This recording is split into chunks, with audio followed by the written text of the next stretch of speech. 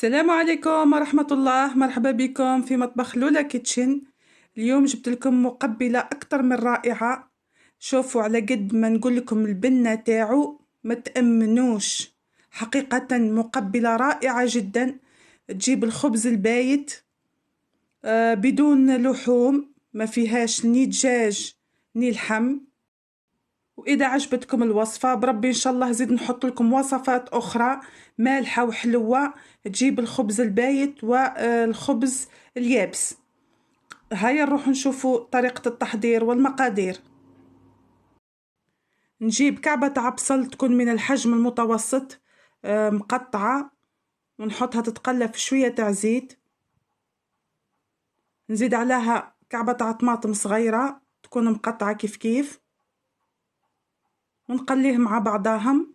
نضيف عليهم شوية تاع فلفل كحل وملح، ما تكتروش الكمية تاع الملح، ونقليهم مليح. بعد ما يتقلاو نطفي الغاز ونحطهم على جنب.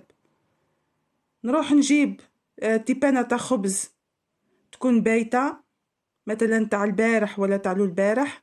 نصب عليها كاس تاع حليب تكون مشخشخة كيما هكا، نقطعوها يعني قطع صغيرة. هذه الكمية راهي تقريبا كيما قلت لكم تيبانة تاع خبزة كاملة. نزيد عليها 3 عظمات.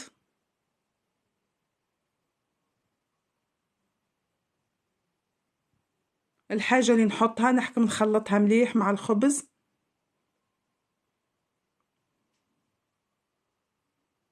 نزيد هنا هذيك الشكشوكة ولا البصل والطماطم اللي قليناهم قبيله. نزيد عليها كمية من جلبانة تكون مصموطة في شوية تاع ملح، معدنوس، زيتون أخضر وزيتون أسود.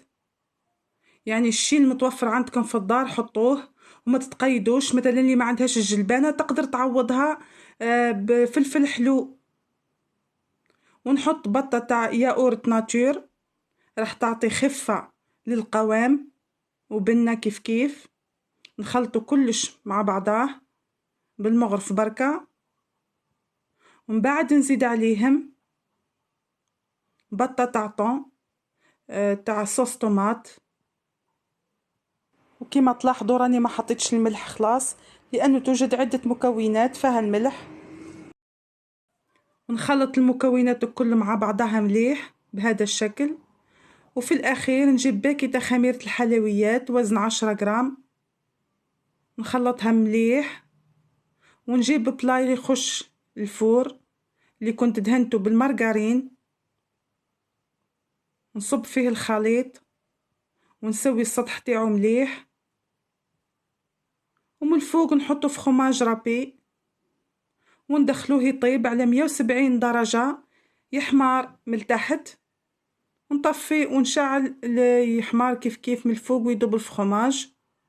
ونقدموه طريقة سهلة جدا، ويعني كوصفة باش ما نطيشوش الخبز البايت. وكذلك تقدري تحطي اي خضر متوفرة عندك في البيت، وصدقيني تجيلك بنينة بنينة لدرجة ما تصوريهاش. نتمنى ان وصفة اليوم تكون نالت رضاكم واعجابكم، وننصحكم انكم تجربوها وقولوا لي في التعليقات كيفاش جاتكم. واي اقتراح او اي طلب اكتبوه لي في لي كومونتير، راني نستنى في التعليقات نتاعكم. نتمنى انكم تجربوها ودعموني باللايك وفعلوا زر التنبيهات. واللي ما هوش مشترك نقولوا اشترك ومرحبا بك معنا. وما تنسونيش بالجام نتاعكم.